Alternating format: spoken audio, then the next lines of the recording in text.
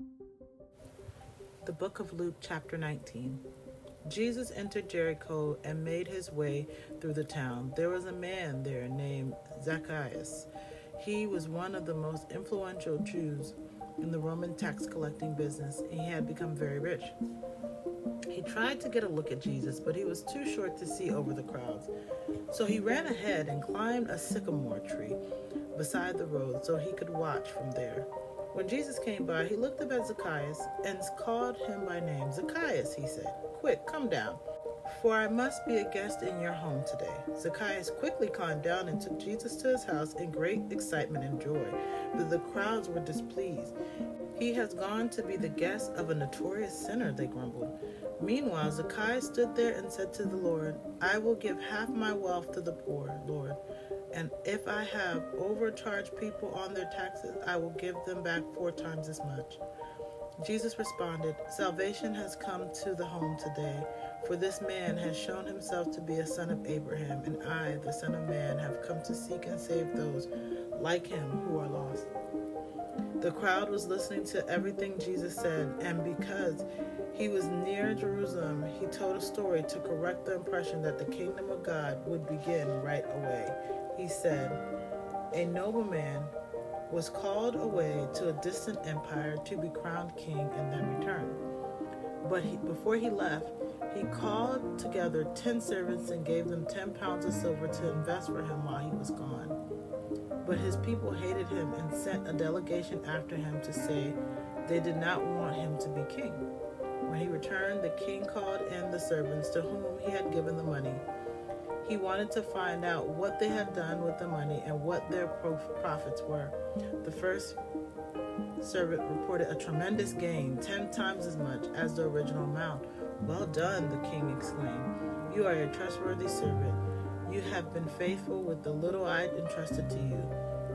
So you will be governor of 10 cities as your reward."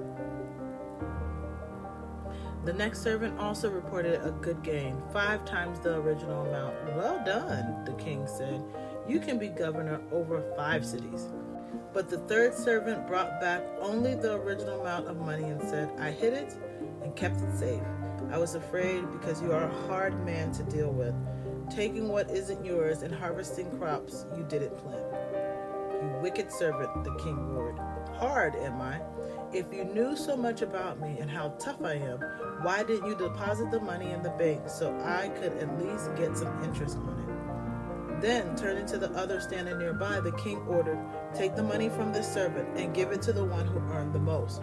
"But master," they said, "that servant has enough already." "Yes," the king replied, "but to those who use well what are given, even more will be given. For those who are unfaithful, even what little they have will be taken away. And now, about these enemies of mine who didn't want me to be their king, bring them in and execute them right here in my presence." After telling the story, Jesus went on towards Jerusalem, walking ahead of his disciples as they came to the towns of Bethphage and Bethany on the Mount of Olives. He sent 2 disciples ahead. "Go into that village over there," he told them, "and as you enter it, you will see a colt tied there that has never been ridden. Untie it and bring it here. If anyone asks what you are doing, just say the Lord needs it." So they went and found the colt just as Jesus had said.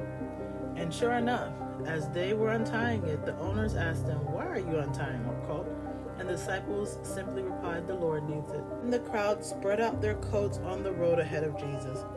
As they reached the place where the road started down from the Mount of Olives, all of his disciples began to shout and sing as they walked along, praising God for all the wonderful miracles they had seen. "Bless the King who comes in the name of the Lord. Peace in heaven and glory in highest heaven." But some of the Pharisees among the crowd said, "Teacher, rebuke your followers for saying things like that." He replied, "If they kept quiet, the stones along the road would burst into cheers." But as they came closer to Jerusalem, Jesus saw the city ahead. He began to cry, "I wish that even today you would find a way of peace. But now it is too late, and peace is hidden from you. Before long your enemies will build ramparts against you, your walls, and enclose you and close in on you. They will crush you to the ground, and your children with you. Your enemies will not leave a single stone in place, because you have rejected the opportunity God offered you." Then Jesus entered the temple and began to drive out the merchants from their stalls.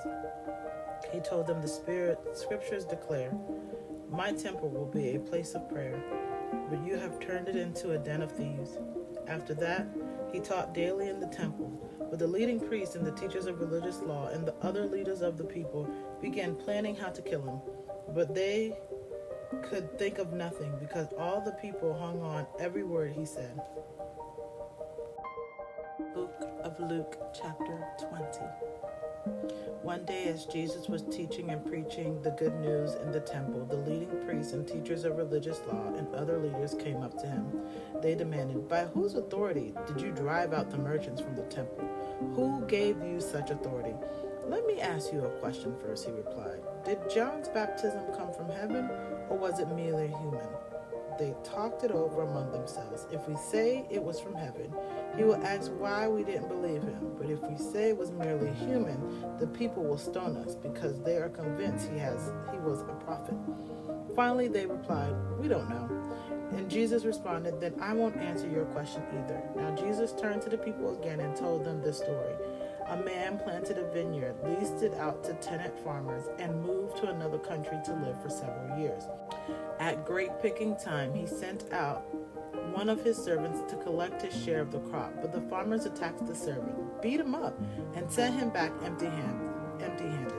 So the owner sent another servant, but the same thing happened. He was beaten up and treated shamefully, and he was sent away empty-handed.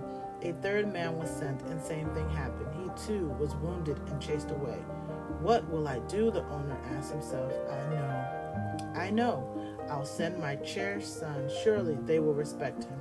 But when the farmers saw his son, they said to each other, "Here comes the heir of this estate. Let's kill him and get the estate for ourselves." So they dragged him out to the vineyard and murdered him. "What do you suppose the owner of the vineyard will do to these farmers?" Jesus asked. "I'll tell you. He will come and kill them all and lease the vineyard to others." "But God forbade that such a thing should ever happen," his listeners protested. Jesus looked at them and said, "Then what do the scriptures mean? The stone rejected by the builders has now become the cornerstone. All who stumble over that stone will be broken to pieces, and it will crush anyone on whom it falls." When the teachers of religious law and the leading priests heard this story, they wanted to arrest Jesus immediately, because they realized he was pointing at them, that they were the farmers in the story. But they were afraid there would be a riot if they arrested him. Watching for their opportunity, the leaders sent secret agents pretending to be honest men.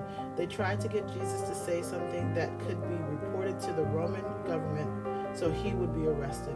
"Jesus," they said, "Teacher, we know that you speak and teach what is right and are not influenced by what others think. You sincerely teach the ways of God. Now tell us, is it right to pay taxes to the Roman government or not?"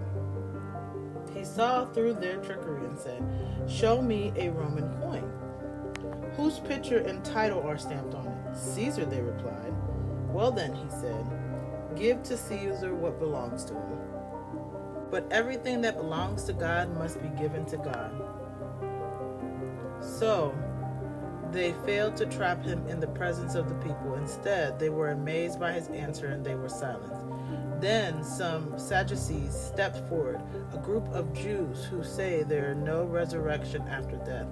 They posed this question: "Teacher, Moses gave us a law that if a man dies leaving a wife but no children, his brother would marry the widow and have a child who will be the brother's heir. Well, there were 7 brothers. The eldest married and then died without children.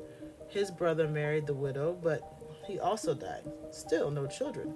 And so it went, one after the other, until each of the 7 had married her and died, leaving no children. Finally, the woman died too. So tell us, whose wife will she be in the resurrection? For all 7 were married to her." Jesus replied, "Marriage is for people here on earth, but that is not the way it will be in the age to come. For those worthy of being raised from the dead won't be married then, and they will never die again. In these respects, they are like angels. They are children of God, raised up to new life. But now, as to whether the dead will be raised, even Moses proved this when he wrote about the burning bush long after Abraham, Isaac, and Jacob had died. He referred to the Lord as the God of Abraham, the God of Isaac, and the God of Jacob. So he is the God of the living, not the dead. They are all alive to him. Well said, teacher, remarked some of the teachers of religious law who was standing there. And that ended their questions. No one dared to ask any more. Then Jesus presented them with a question. Why is it, he asked, that the Messiah is said to be the son of David? For David himself wrote in the book of Psalms, "The Lord said to my Lord, sit in honor at my right hand until I humble your enemies, making them a footstool under your feet." Since David called him Lord, how can he be his son at the same time?